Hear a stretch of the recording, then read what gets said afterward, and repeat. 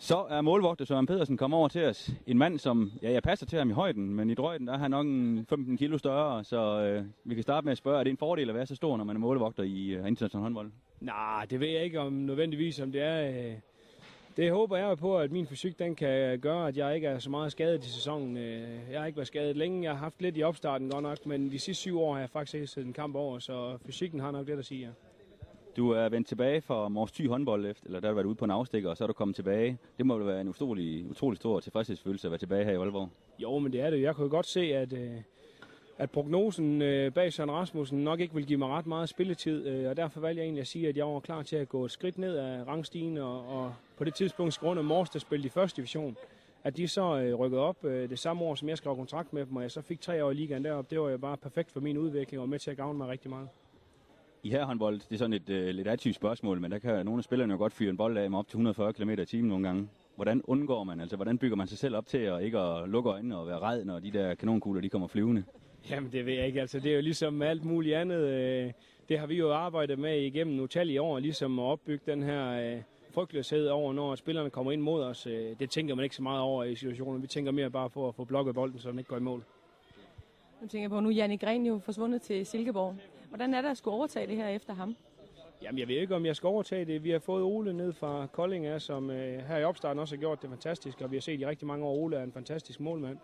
Jamen det er som alt andet. Man skal indgå i team, hvor man skal supplere hinanden godt, både i træninger til kamp. Og jeg glæder mig rigtig meget til at stå med Ole, i og med at han er en lidt ældre målmand, og jeg har vant til at stå med yngre målmænd, så er jeg slet ikke i tvivl om, at den erfaring, som Ole han bidrager både gavner holdet i rigtig mange veje, men også mit spil på sigt. Hvordan er det så at komme hjem igen til Aalborg? Ja, det er rigtig, rigtig dejligt. Altså Aalborg er jo garant for altid at ligge med i toppen af klubben, og det er eller ligaen. Og det er dejligt at være med til at få lov at spille de kampe, hvor man virkelig skal præstere hver gang. 2 ting, man kan kigge på med dit målmandsspil, det er jo selvfølgelig, hvad betegner du som din største styrke som målmand eller målvogter? Jamen, jeg mener jo selv, at jeg har en god udstråling.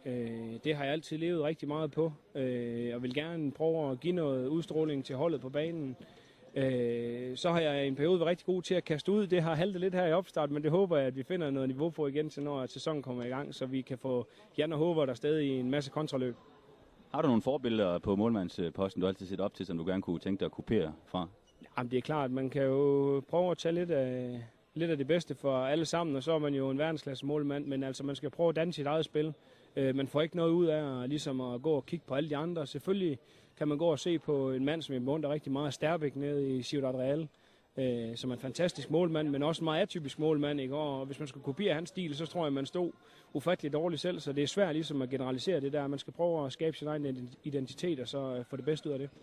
Og hvad til sidst her, hvad forventer du af OB eller Aalborg herrehåndboldholdet i år? I skal vel i slutspillet, men er der en placering, du minimum forventer, I ender på? Jamen altså, man vil altid gerne spille mere medaljer, og også rigtig gerne nummer 1 og nummer 2 i finalen.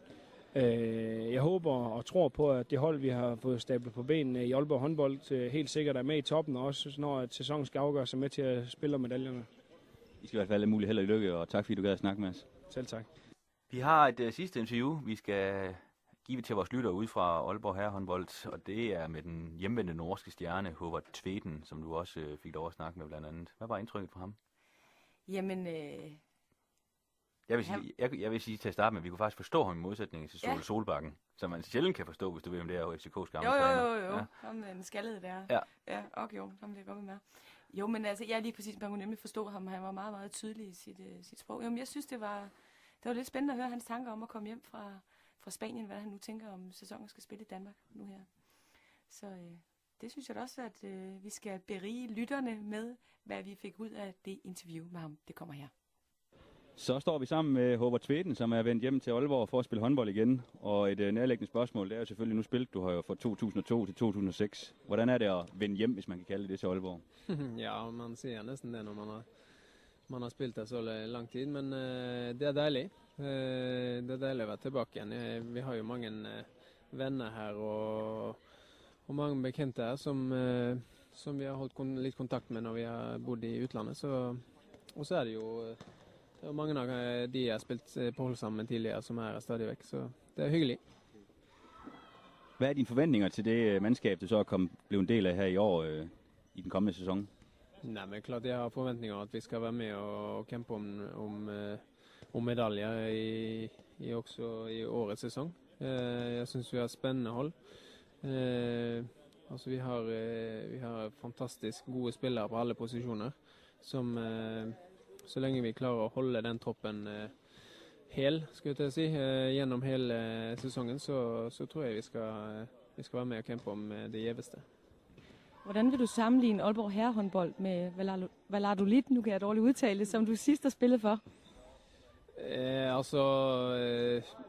Jeg kan godt mærke at det er en liten nivåforskjell på der hvor jeg kommer fra, men det skal jeg vel også være. Men jeg synes jo det er jo mange ting som er mer profesjonelt i Danmark enn i Spanien. Altså i Spanien så er det litt mer, de gjør ikke så mye ut av å være profesjonelle så lenge alt fungerer. Men så er det andre ting som måske er litt annerledes der nede. Men alt i alt så er jeg egentlig veldig, og spesielt her i Aalborg tror jeg de gjør ting veldig riktig. Så her er det egentlig ingenting å si på.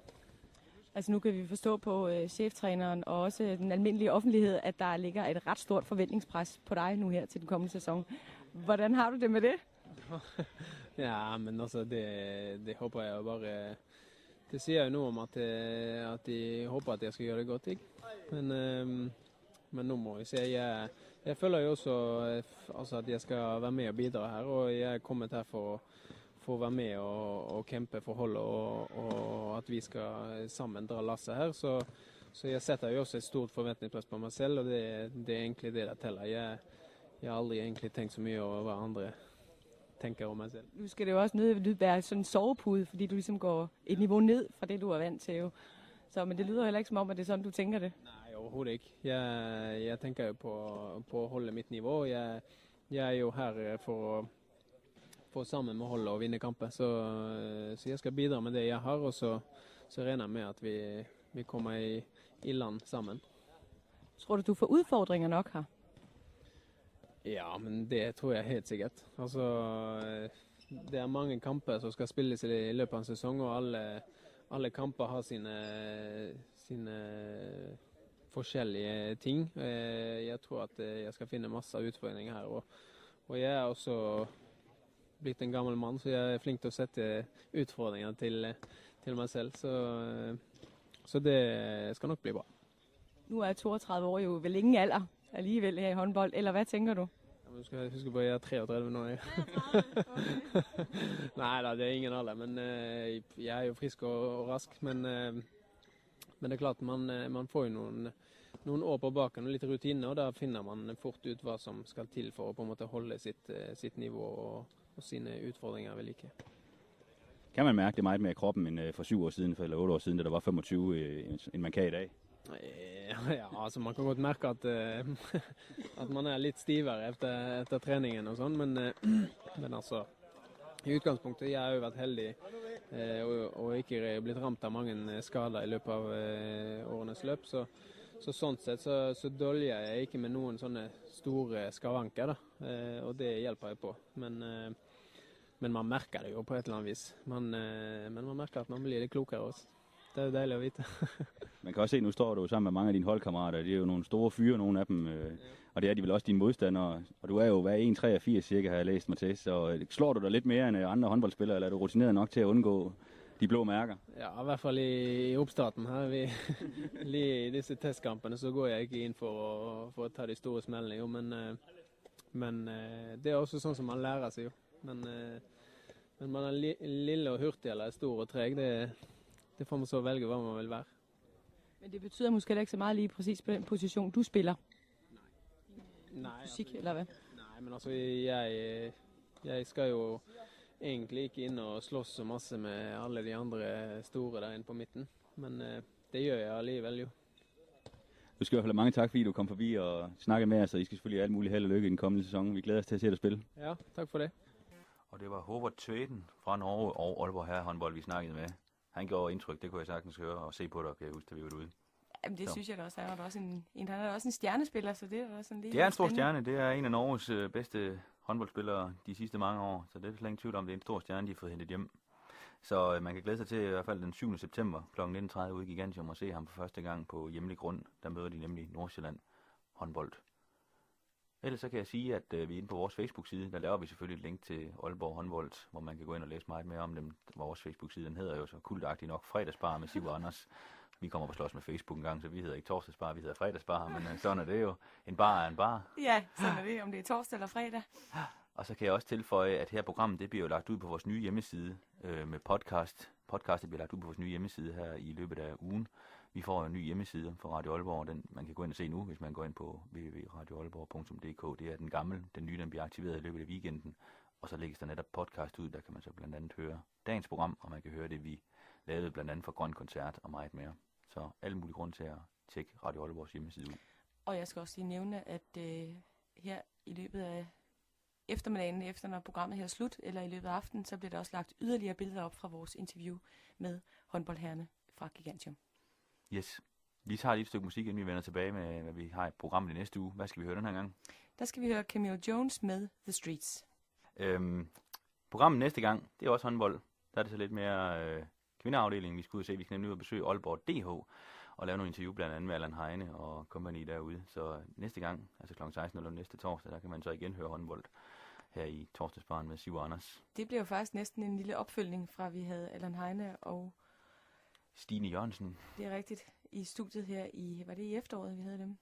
Ja, det vil være noget tid siden i hvert fald. Det var i den forgangne sæson, hvor Allan Heine i hvert fald fortalte, at de havde forhåbninger om at komme i slutspillet. Noget, som ikke lykkes. Så nu har han jo nok de samme forhåbninger i år, men så må vi se, om forventningerne kan blive indfriet lidt mere i den her sæson. Det er i hvert fald en relevant spørgsmål, vi kan stille ham. Ja, og også lige høre om, hvad han tænker, hvis man kan sige det på den måde, hvad der gik galt, siden ikke de nåede at indfri deres mål.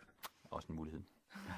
Ellers så kan man gøre lidt reklame her på Radio Aalborg, fordi vi er jo en lille frivillig radio her i Midtbyen, og vi står jo faktisk og mangler 2 radioværter, som skal anmelde film til vores program Filmteamen. Så hvis nu du sidder derude og godt kunne tænke dig at prøve at være radiovært, ja, så er muligheden der faktisk, fordi du skal bare gå ind på vores hjemmeside, når den kommer op og stå her på søndag, og læse lidt om, hvad jobbet går ud på. Vi skal have 2 filmanmeldere, som simpelthen skal anmelde film, og så skal vi faktisk have 2 radioværter, der skal køre programmet hver anden tirsdag, der hedder 33 1/3. Det vil sige et pladeprogram, hvor de netop sidder og spiller musik fra før 1990, for det er en kæmpe samling af plader, vi har derinde. Du har været derinde og se en gang, kan jeg huske. Mm. Så muligheden for at prøve sig af som radiovært, den er i hvert fald til stede. Så det er bare at holde øje, eller tjekke på frivilligjob.dk, kan man også se jobopslagene, i hvert fald ved jeg. Og hvis nu man skal logge lidt, så i hvert fald i forbindelse med Filmteamen, så er der jo også gratis filmfremvisning hver tirsdag formiddag. Det er nemlig rigtigt, ja. Det er faktisk et must for at kunne lave de filmanmeldelser. Det er jo selvfølgelig, at man kan komme til de filmfremvisninger, som BioCity og Kennedy-arkaden kører. Ellers så er man i hvert fald nødt til at betale for at selv at komme ind og se filmene. Ja, men i hvert fald så er der jo mulighed for at komme ind og se en masse af de nye film. Ganske gratis, hvis man så lige laver en anmeldelse af det og fortæller om det her i Filmteamen på Radio Aalborg. Yes. Vi tager lidt stykke musik igen. Ola, kan jeg se, du har skrevet på listen. Kan du godt lide hende? Ja, jeg synes i hvert fald det her nummer. Jeg vil ikke gå så vidt som at sige, at det generelt set kan jeg lide hende, men lige det her nummer synes jeg faktisk er rigtig godt, og det hedder We Turn It Up. Vi er ved at være vejs ende. Det må man sige. Men du er i hvert fald, og forhåbentlig også lytterne, blevet meget klogere på, hvad herrehåndbold foregår med uden OB-koncernen indover. Ja, det bliver jo spændende at se, hvordan det kommer til at forløbe, når nu vi skal til at skabe deres egen identitet, som Jakob Vestergaard jo så rammende udtrykte. Ja, jeg er i hvert fald sikker på, at han nok skal få ført dem i rigtige retninger, så med Søren Pedersen blandt andet og Håvard Tvitten på banen, så kan det ikke gå helt galt. Nej, det er jeg også helt enig med dig i. Som sagt, så er vi tilbage igen næste torsdag kl. 16.00 med damehåndboldafdelingen, altså Aalborg DH, hvor vi skal ud og interviewe dem, så der kan du lytte med igen, hvis du har håndboldinteressen, eller kunne tænke dig at få den. Det er jo selvfølgelig også en mulighed. Så bliver det min tur til at stå og interviewe det modsatte køn, og så se, hvordan det forløber. Hvad mener du med det? Ja, men jeg så nogle store smil fra dig ude i Aalborg, eller Gigantium her forleden. Det tror jeg godt, vi kan afsløre. Det kan man også høre på dit grineri. Ja, der gik lige fniselise i den, tror jeg nok. Det var godt nok. Ja, så det, man kan sige, der er gået håndboldfeber i den her på Radio Aalborg jo. Ja, men ellers så håber vi da også, at kan beskæftige os med mange andre sportsgrene. Vi vil prøve at se, om vi kan få fat i Aalborg eller OB i de Niners blandt andet. De er jo amerikansk fodbold, hvis folk ikke ved, hvad det er. Hør, hvordan det går med dem. De er jo kommet i slutspillet i år. Vi havde jo Daniel Linde, hvis du kan huske det, for et halvt år siden, hvor han netop fortalte om den kommende sæson. Så jeg husker bare den der store nære, vi havde i studiet på det tidspunkt, der måtte sidelænes ind gennem døren. Så ja, det er nogle store drenge, nogle af dem i hvert fald. Så. Og også nogle store drenge. Endnu større end håndbolddrengene.